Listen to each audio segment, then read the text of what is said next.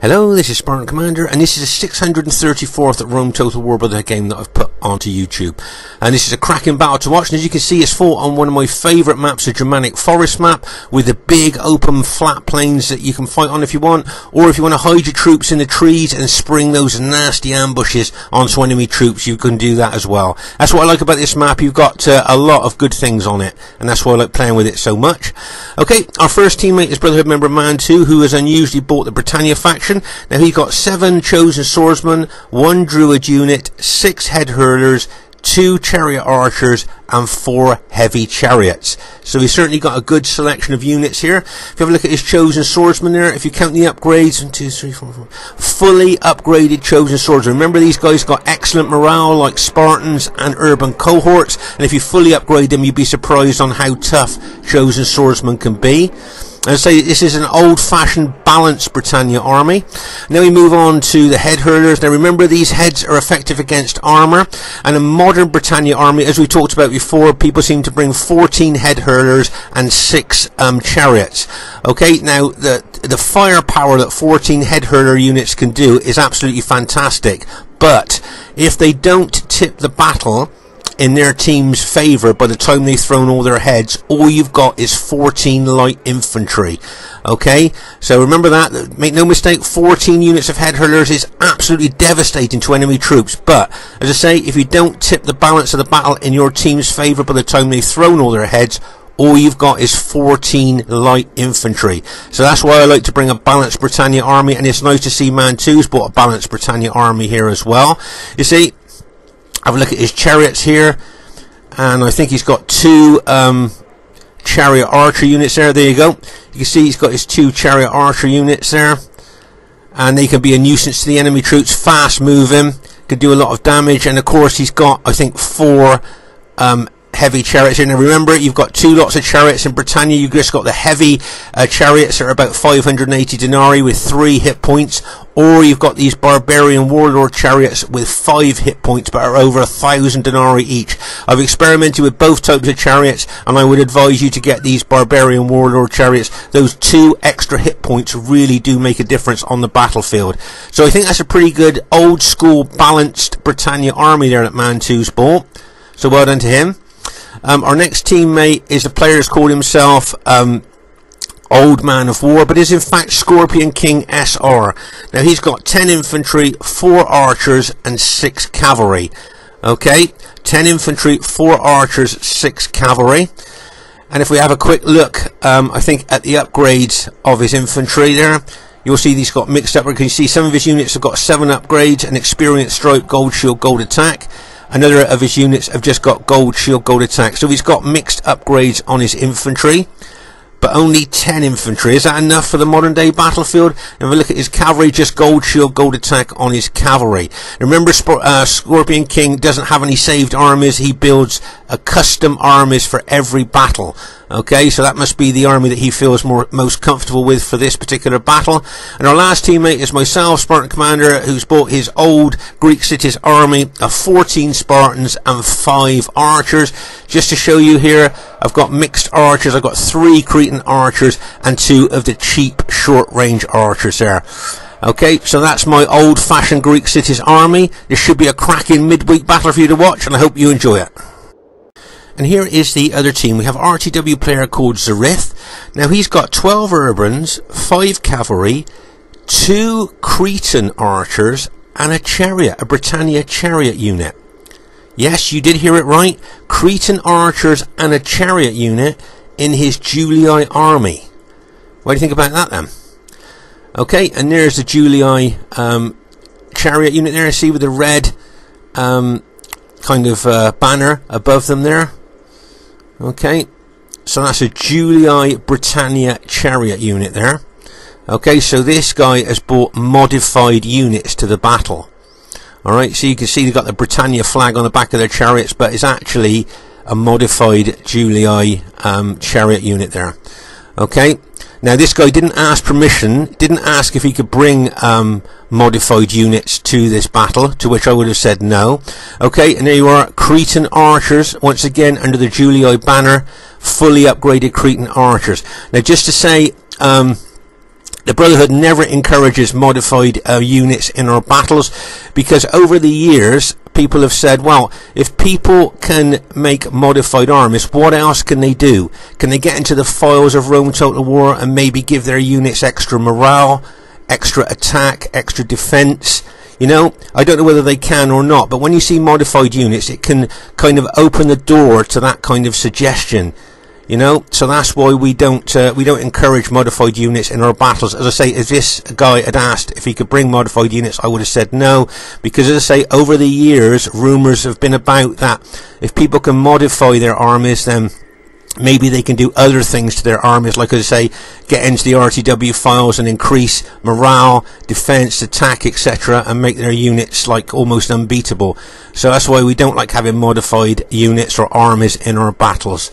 Okay, our next teammate is RTW player Serena. A lot of you know Serena. He's got 9 pikes, 1 silver legionary unit, 5 cavalry and 4 archers.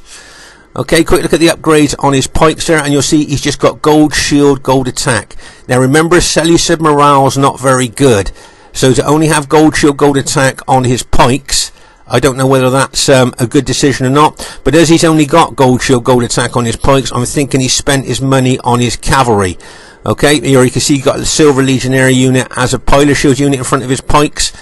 And have a look at his cavalry, and 1, 2, 3, 4, 5. Yes, fully upgraded cataphracts there.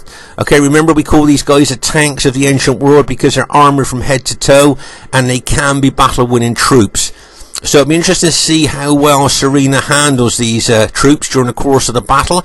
I think that's a pretty good balanced army there. If you notice, the general for the Seleucids there is the cavalry general. Okay, now if he moves away from his pikes, then they've lost their general morale bonus, and with only gold shield, gold attack on, and with poor morale, that could well tell maybe during the course of the battle. We'll just have to see. And here he's got his 4 archers there. Now the last teammate is a player that you'll all know, and that is RV1113 there. A lot of you know him, very good RTW player. Now he has got 5 archers, 6 cavalry, and just 8 infantry. Okay, so he hasn't got a lot of infantry there. 8 infantry, not a lot for the modern day battlefield. Let's have a look at the upgrades on his infantry, and it looks like he's just got gold shield, gold attack on his infantry. It tells me he spent his money on his cavalry. Yeah, he's got 8 upgrades on his cavalry, 2 experience stripes, gold shield, gold attack. So there's the enemy team. Should be an interesting battle for you to watch. Okay, at this very, very early stage of the battle, you can see Scorpion King SR taking the battle to the enemy as he usually does. Scorpion King can be a very aggressive attacking player over the years. He's been playing Rome Total War since the first day it came out, the same as myself. There you can see he's taking his cavalry forward there, looking to take out those Seleucid archers. My guess is those Seleucid archers are on skirmish mode and will retreat. And then the best thing for him to do is pull his Scipii cavalry back before they start suffering casualties from those Seleucid archers there. But that was a nice aggressive move there by Scorpion King. He's got his archers there as well. So to say, as we know, Scorpion King, always a very attacking, aggressive player, likes to take the battle to the enemy. There you can see that 1 cavalry unit there starting to try to chase down those archer units, being a nuisance, harassing and haranguing, trying to cause disruption. That's what Scorpion King is doing with that. But best to move that cavalry unit back, seeing all that enemy Julii, all those enemy Julii troops moving towards him there. If you notice here on our left flank, Orcs, I think it's 1113, is moving around with his SBQR army there, looking to do a left flanking action, maybe on Scorpion King or myself. But you know, once again, look at Scorpion King running his Scipii army forward there. Now what he'd love to do is throw a lot of pilers into those forward units of those Seleucids there. That's what he would like to do, weaken them a little bit. Okay, let's pause the game for a second here. So there's a general disposition of our troops here. You can see that Mantu's keeping his barbarian Britannia troops at the back there to avoid any archer damage. Remember, barbarian troops are extremely susceptible to missile damage. That's why he's keeping his troops at the rear there to try and avoid any archer damage there. And over here, I thought this is quite interesting. You'll see that, can you see that Mantu has got his light chariot archers there attacking those Julii Cretan archers. Okay, can you see that? Mantu's got alt attack there by the looks of it.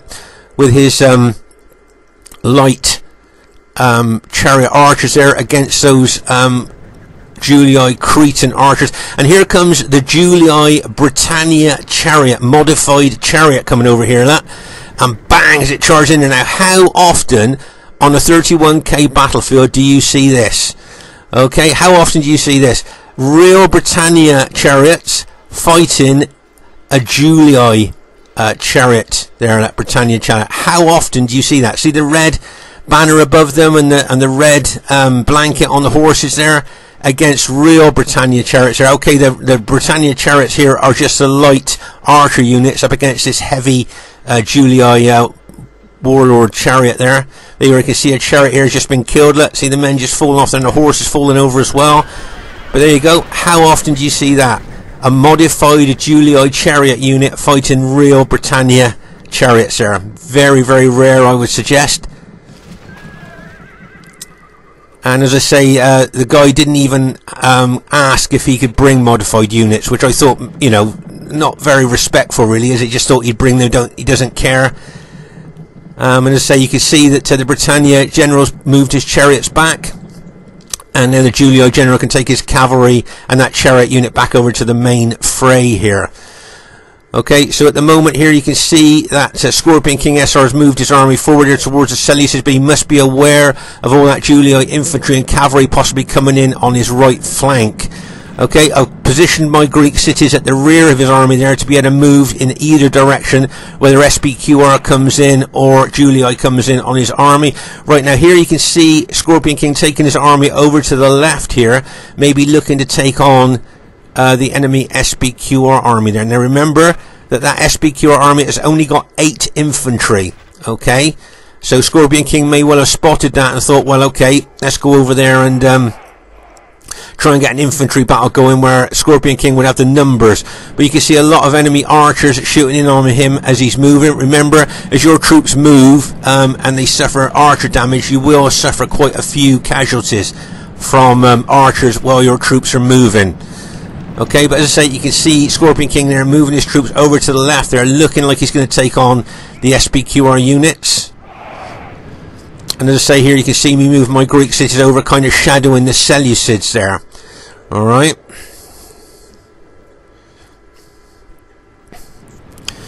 I say Scorpion King being very aggressive there, as I say, as he always is. When he plays, very attacking, very aggressive player, but very tactical as well. Right, let's just pause the game for a second here. So as I say, you can see Manchu keeping his head hurlers and his chosen swordsman up the rear there, as I say, to avoid any archer damage. So that's a good tactical move there. You can see the enemy Julii troops, infantry and cavalry starting to look like they're going to move in here. So it'll be interesting to see what the Julii general is going to do.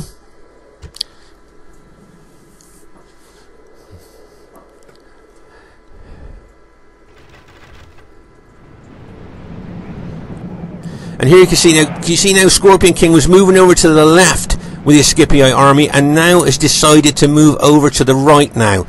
So I'm not sure what prompted that. I remember during the course of the battle thinking, I wonder why he's moving. He moved left first, as I say, looks like he's going to take on the SPQR army, and then decided to move right. So whether he saw all that Julii infantry coming in and thought, well, he'd take that on, I'm not sure. But as I say, you can see the SPQR troops are ready to move in, and you can see the Julii army has moved over as well here. So here you are, you can see Scorpion King taking his Scipii army back over to the right flank here, looking like he's going to engage those Julii troops there. Now remember that the Julii army have got more infantry than the SPQR army, so that's probably why Scorpion King's taking his Scipii army over there, so that he can maybe counter the bigger army here, Julii army here, in comparison to the SPQR army. That's the only reason I could think he's moving over there. Okay, so at this stage of the battle, I was going to do something that I don't usually do here. Okay, now you can see I'm running my Spartans forward, and I'm going to smash into those forward units of the Seleucids there. Now this is something I wouldn't recommend to newer players here, because look at the length of those Seleucid pikes there. Okay, look at the length of those Seleucid pikes in comparison to my short spears. Okay, but what I'm going to do here is what I call a numbers attack. Okay, so you can see there. Can you see they've only got gold shield, gold attack on? Okay, we know Seleucid morale is not very good, and as they've only got gold shield, gold attack on, I think that a numbers attack here by my Spartans could well break through that. Okay, now as you can see here, can you see I'm running forward with my spears up and crunch in to those Seleucid pikemen there. Okay, can you see I'm trying to push my Spartans down those pikes. Okay, so you can see I've hit there, and as I say, this is what I call a numbers attack. And there you can see right now, you can see I'm putting my spears down now, and now I'm going to start the attack seriously. Now what I mean by a numbers attack here, okay, newer players to Rome Total War, can you see here, look, I've got 1, 2, 3, 4 units of 81 men pushing in on that one unit. Okay, in the center here I've got, what, 1, 2, 3, 4 again, 81 man units pushing in on that unit. And on this other flank I've got 3 or 4 units pushing in on that unit as well. So what I call this is a numbers attack here, okay, on the Seleucid. Now I notice, as I say, that they've only got gold shield, gold attack on.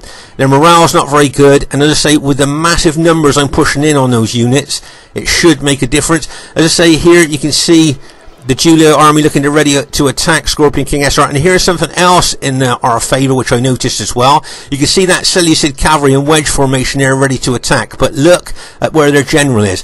So the Seleucid general is away from his infantry. Okay, if you notice, if you look at the infantry, they are not, their spirits are not lifted by the general because he's too far away. So that's another thing too. So those pikes are only gold shield, gold attack. They've lost their general morale bonus, and that's why I'm pushing him with this numbers attack. Okay, now I'm aware that SBQR here is on my left flank, and they may well crash into my left flank as I'm fighting the Seleucids, but my Britannia ally here with his head herders and chosen swordsmen, and I'm guessing his chariots, which he's probably got hidden somewhere, will crunch in on those SBQR troops if they do attack my left flank. Okay, so as I say here, you can see the numbers game here, the numbers attack there that I'm pushing in on those Seleucid units. Can you see the Seleucid units are starting to suffer big casualties there because of the weight of numbers that I'm pushing in on each unit. Okay, as I say, I call this the numbers attack just because of the weight of numbers that I can push in on each unit there. As I say, newer players to Rome Total War, I wouldn't recommend that you do this. But in this situation I think it's okay. Right, here comes the Seleucid cavalry. Remember, that's fully upgraded Seleucid cataphract cavalry. Get ready for this. Bang! It smashes in there. Make no mistake, that was a surgical strike going for Scorpion King's general there. And here comes that Julii cavalry as well. Get ready for this. Bang! And that smashes in as well. So poor old Scorpion King here has been smashed by Seleucid fully upgraded cataphracts plus that Julii cavalry. If you notice here, Mantu's taking some of his head herders over there, throwing those effective against armor heads in against those enemy troops there.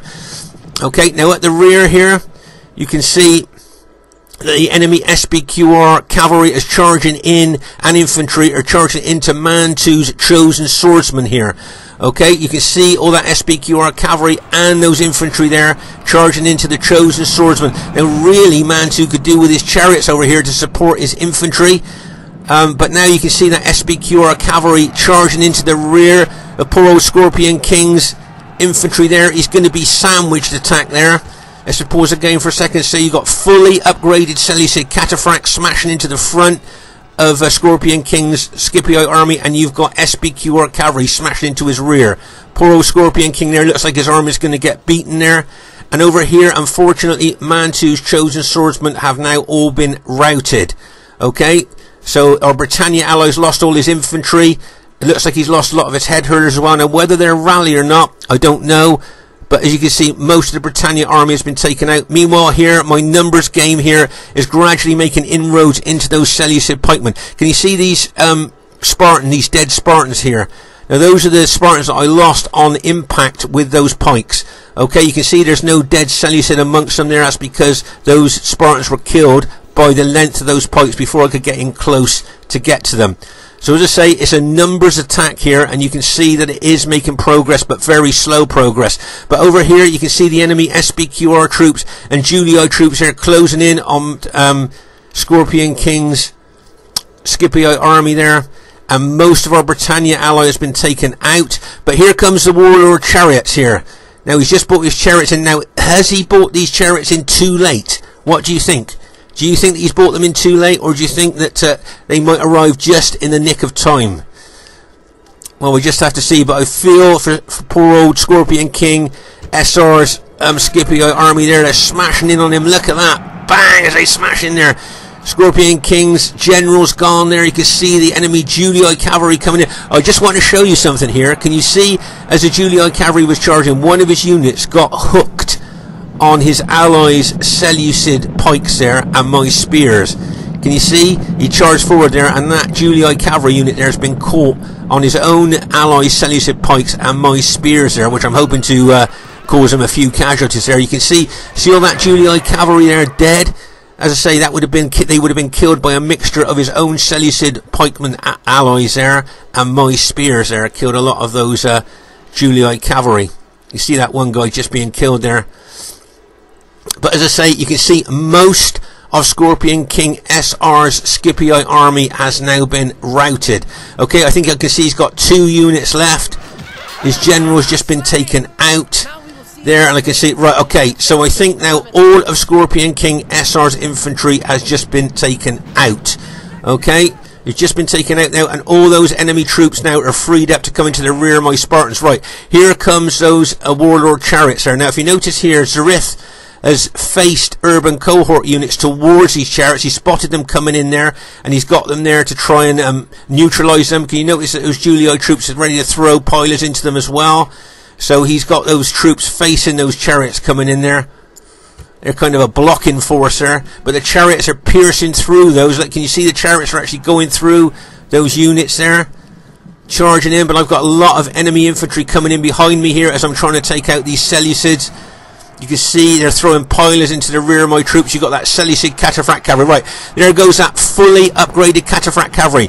Now, I think if I remember right, I spotted that cavalry come in, and I just managed to turn a couple of Spartan units there to receive that attack, and bang! As that cavalry smashes into my infantry. But as I say, I think I just managed to turn units to face that attack coming in there, just to neutralise that cavalry attack. You can see my Spartans now are moving forward into those enemy SBQ infantry. Now at the back here, something very important is happening. Some of Scorpion King's army and Mantu's army there, the Britannias and Scipii, have rallied. Those are rallied troops there. They weren't chased down by the enemy. Okay, so these are rallied troops that have managed to come back into the fray now, which is good news for us. You've got a barbarian warlord chariot coming in there, so to say. You've got the Scipii and Britannia there of Scorpion King and Mantu, plus that chariot unit coming in as well. All rallied units, I think. And here you can see those warlord chariots there coming in again. He's got an archer unit in there as well, a chariot archer unit. He may well charge into the fray as well here. But as I say, you can see the enemy troops attacking my Spartans there. But now I'm just going to be really aggressive with my Spartans and just keep charging forward into those enemy Roman troops there. Okay, can you see I'm just pushing forward, attack, attack, attack with my Spartans there, making the most of their 2 hit points and fantastic attack specifications there. You see I'm really making inroads into those enemy troops. That one Julio unit's got in behind me, look, charged in behind, but I will make a unit face that direction. Right, here comes some barbarian warlord chariots coming in there, look. And the massive fear factor that they bring, let alone their attack. Right here they come, going to smash into the back of the Julio unit, and bang, as it smashes in there. A hammer and anvil attack. My Spartans being the anvil and those warlord chariots being the hammer there. You can see the enemy charging his Julii cavalry in there as well, but too late. You can see a lot of enemy troops are already routing there in that hammer and anvil attack.